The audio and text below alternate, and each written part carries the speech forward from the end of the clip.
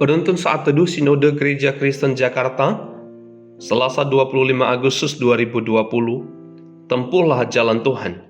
Amsal 14 ayat yang pertama sampai ayat yang ke-20. Demikian firman Tuhan. Perempuan yang bijak mendirikan rumahnya, tetapi yang bodoh meruntuhkannya dengan tangannya sendiri. Siapa berjalan dengan jujur takut akan Tuhan, tetapi orang yang sesat jalannya menghina Dia. Dalam mulut orang bodoh ada rotan untuk punggungnya, tetapi orang bijak dipelihara oleh bibirnya. Kalau tidak ada lembu juga tidak ada gandum, tetapi dengan kekuatan sapi banyaklah hasil. Saksi yang setia tidak berbohong, tetapi siapa menyembur-nyemburkan kebohongan adalah saksi dusta. Si pencemooh mencari hikmat tetapi sia-sia, sedangkan bagi orang berpengertian pengetahuan mudah diperoleh. Jauhilah orang bebal, karena pengetahuan tidak kau dapati dari bibirnya. Mengerti jalannya sendiri adalah hikmat orang cerdik, tetapi orang bebal ditipu oleh kebodohannya. Orang bodoh mencemoohkan korban tebusan, tetapi orang jujur saling menunjukkan kebaikan.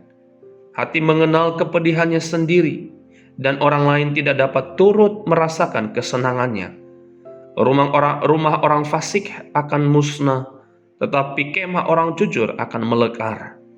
Ada jalan yang disangka orang lurus, tetapi ujungnya menuju maut. Di dalam tertawa pun hati dapat merana, dan kesukaan dapat berakhir dengan kedukaan. Orang yang murtad hatinya menjadi kenyang dengan jalannya, dan orang yang baik dengan apa yang ada padanya. Orang yang tak berpengalaman percaya kepada setiap perkataan, tetapi orang yang bijak memperhatikan langkahnya. Orang bijak berhati-hati dan menjauhi kejahatan, tetapi orang bebal melampiaskan nafsunya dan merasa aman. Siapa lekas naik darah berlaku bodoh, tetapi orang yang bijaksana bersabar. Orang yang tak berpengalaman mendapat kebodohan, tetapi orang yang bijak bermahkotakan pengetahuan. Orang jahat tunduk dekat orang fasik di depan pintu gerbang orang benar. Juga oleh temannya, orang miskin itu dibenci, tetapi sahabat orang kaya itu banyak. Saudaraku, pagi itu adalah perjalanan pertama saya dari rumah di Jakarta Barat sampai Depok dengan menggunakan kendaraan motor sendirian. Alasannya sederhana, karena saya tidak memiliki kartu uang elektronik untuk naik kereta dan dikejar waktu karena urusan pekerjaan. Dengan berbekal Google Maps, saya yakin bisa sampai tepat waktu dengan berangkat pukul 7 pagi. Namun pada kenyataannya, banyak persimpangan jalan yang tidak sesuai dengan Maps.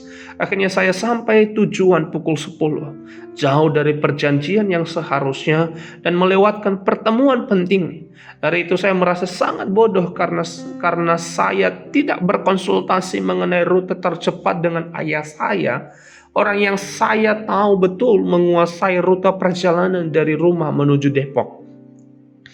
Saudaraku, pada Amsal 14 menguraikan perbandingan jalan orang bijak dengan orang bodoh. Dalam salah satu terjemahan Alkitab, kata cerdik adalah orang yang berakal budi. Orang yang berakal budi adalah orang yang memiliki keterbukaan diri di hadapan Tuhan. Ia tidak sombong karena kefanaan dan keberdosaannya. Sebaliknya orang bebal ditipu oleh kebodohannya, alias rasa sok taunya. Mereka percaya bahwa kesucian adalah sebuah lencana yang bertuliskan aku hebat. Dengan kata lain, kekudusan mereka diperoleh dari banyaknya perhatian manusia, bukan dari Allah. Akibatnya ia menjerumuskan dirinya kepada kebodohan, bahkan kebinasaan, seperti pernyataan. Ada jalan yang disangka orang lurus, tetapi ujungnya menuju maut. Kitab Amsal mengajarkan kita untuk hidup dalam kekudusan menurut jalan Allah, dengan melibatkan Allah dan firman-Nya. Firman-Nya adalah kebenaran mutlak, karena Yesus adalah kebenaran itu sendiri.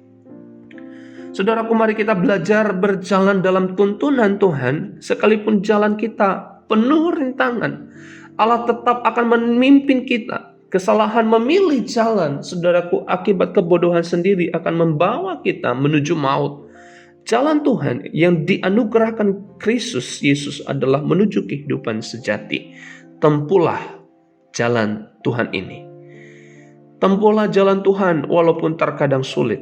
Banyak rintangan, namun kasih dan kesetiaannya tetap beserta kita. Tuhan Yesus memberkati.